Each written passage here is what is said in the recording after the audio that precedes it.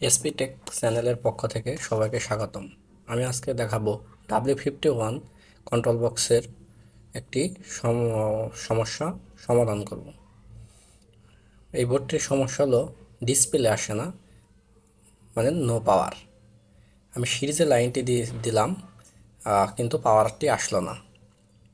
এই সমস্যাটি প্র্যাকটিক্যালি আপনাদের আমি দেখাবো কিভাবে এই সমস্যাটি সমাধান করা যায়। আপনারা ধৈর্য সহকারে ভিডিওটি সম্পূর্ণ দেখেন, অনেক উপকৃত হবেন। আমি কন্ট্রোল বক্সটি প্রথমে খুলে নিচ্ছি, জ্যাকগুলো খুলে খুলে নিচ্ছি।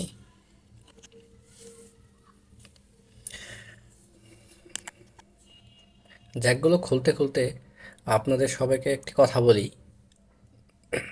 এ ধরনের যদি ইলেকট্রনিক্স ভিডিও পেতে চান তাহলে আমার চ্যানেলটি সাবস্ক্রাইব করবেন এবং বেল বাটনটি বাজিয়ে দেবেন। বেল বাটনটি বাজিয়ে দিলে কি হবে, আমি এ ধরনের ভিডিও আরও সামনে করলে তখন দেখবেন আপনারা নোটিফিকেশনের মাধ্যমে পেয়ে যাবেন। আর যদি কোনো মন্তব্য থাকে তাহলে কমেন্ট করে জানাবেন, আমি সেই ভিডিওগুলো দেব।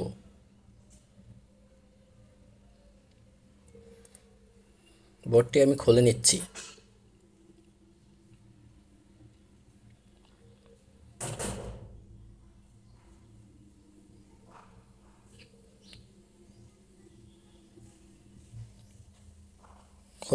নিলাম বোর্ডটি, এখন খুলে নিলাম। এই বোর্ডটির সমস্যা হলো ডিসপ্লে আসে না বা নো পাওয়ার।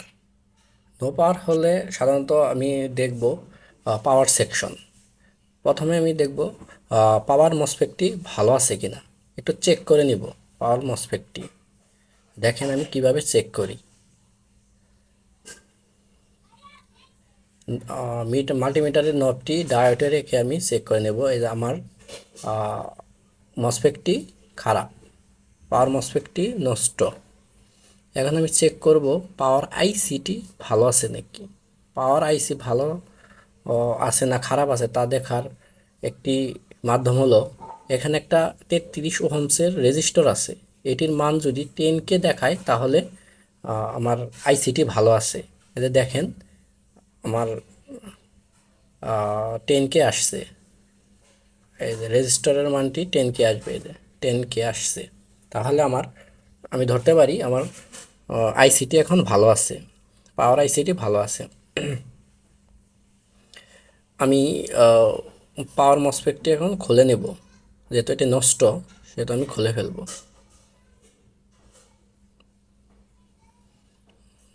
খুলে ফেললাম। এখন মসফেটটি সলোনিক সাগারের মাধ্যমে পরিষ্কার করে নেব, সুন্দর করে পরিষ্কার করে নেব।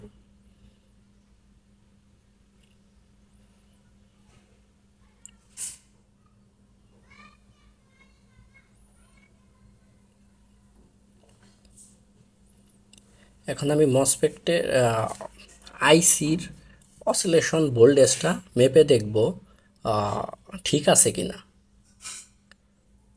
আমি পাওয়ার দিচ্ছি, বোর্ডে পাওয়ার দিচ্ছি, ডিসি মাল্টিমিটারটি ডিসিতে রেখে আমি ভোল্টেজটা মাপ দেব। এখানে আমার ট্রানজিস্টর মসফেটের 1 এবং 3 নাম্বার পিনে আমার 2.3 ভোল্ট লাগবে। দেখি কত আছে। এটা আমার 2.3 ভোল্ট নাই, 1.2 ভোল্ট আছে। সেহেতু আমার মসফেটে লাইন আসতেছে না। এখন পাওয়ার দিছিলাম, এর জন্য আমি ডিসচার্জ করে নিলাম, ক্যাপাসিটরের ভোল্টেজটা ডিসচার্জ করে নিলাম। এখন আমি দেখব কেন আমার ভোল্টেজটি আসতেছে না, কি সমস্যা। আমি আইসি যেহেতু ভালো আছে, আইসির পাশের রেজিস্টর ক্যাপাসিটর গুলা চেক করে নিচ্ছি। আপনারা এগুলো ভালো করে চেক করে নেবেন। সমস্যাটি সমাধান করে দেখাবো কি সমস্যা হয়েছে আসলে। আমার এই পার্টসগুলো ভালো আছে।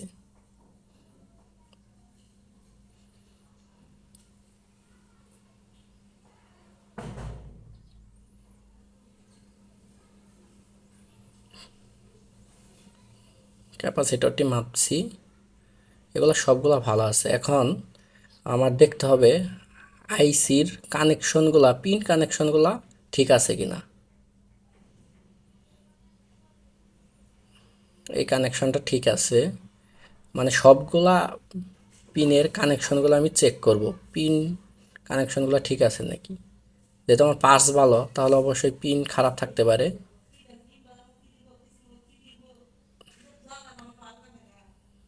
এই যে দেখেন, আমার একটি লাইন কাটা পাচ্ছি, একটি লাইন নাই, এই লাইনটি নাই, তার মানে এই লাইনটি সমস্যা। আমি এখন বাইপাস করে লাইনটি দিয়ে দেখব আমার ভোল্টেজটা আসে কিনা।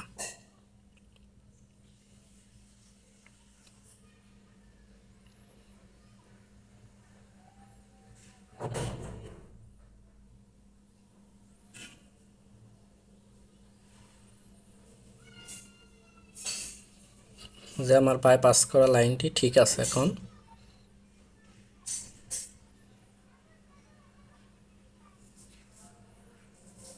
আমি এখন ভোল্টেজটা মেপে দেখব, চেক করে দেখব ভোল্টেজটা ঠিক আছে কিনা। ডিসিতে রেখে দেখেন এই 2.3 ভোল্ট আসছে, তার মানে আমার এই লাইনটি সমস্যা ছিল। আমি এখন ডিসচার্জ করে নেব, ডিসচার্জ করে নিলাম। এখন আমি মসফেটটি লাগাতে পারবো। আমি এখন নতুন একটা মসফেট লাগাবো। মসফেটের মান হলো 9R500C। এই মসফেটটি আমি লাগাবো। আশা করি সমস্যাটি সমাধান হয়ে যাবে।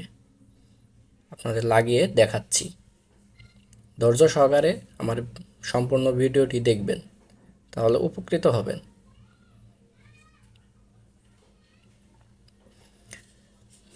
ইন্ডাস্ট্রিয়াল পিসিবি নিয়ে যারা কাজ করে, তারা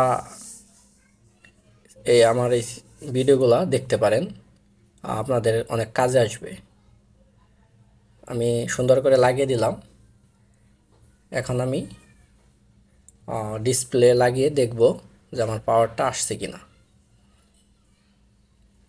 আমি আরেকবার চেক করে নেব লাইনটা ঠিক আছে কিনা। লাইনটা ঠিক আছে। এখন আমি আপনাদের পাওয়ার দিয়ে দেখাচ্ছি। এই যে দেখেন আমার ডিসপ্লেটি চলে আসছে, তার মানে আমার ওই পিনটি সমস্যা ছিল, ওই লাইনটা কাটা ছিল।